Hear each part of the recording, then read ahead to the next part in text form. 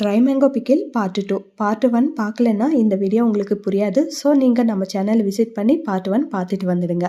மாங்காய் எல்லாம் ஊற வச்ச தண்ணி ஊற்றின பிறகு நல்லா கொதிக்க வச்சுக்கணும். எந்த அளவுக்கு கொதிக்க வச்சுக்கணும்னா எண்ணெய் எல்லாம் பிரிஞ்சு மேலே வர வரைக்கும் நல்லா கொதிக்க வச்சுக்கணும். இந்த மாதிரி எண்ணெய் எல்லாம் பிரிஞ்சு வந்த பிறகு ஸ்டவ் ஆஃப் பண்ணிட்டு உடனே லிட்டு மூடி வச்சிடாதீங்க.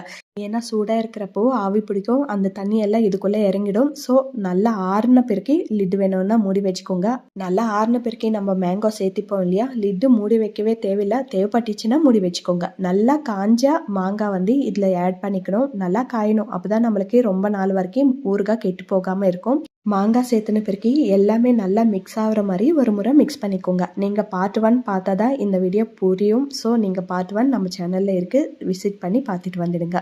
இந்த மாதிரி நல்லா மிக்ஸ் பண்ண பிறகு ஒரு நாள் ஃபுல்லாக அந்த கடாயிலவே விட்டுடுங்க. அதுக்கப்புறம் நீங்கள் பிளாஸ்டிக் டப்பாலவோ இல்லை ஜாடியிலவோ இல்லை கிளாஸ் ஜார்லவோ ஸ்டோர் பண்ணிக்கலாம். 2 வருஷம்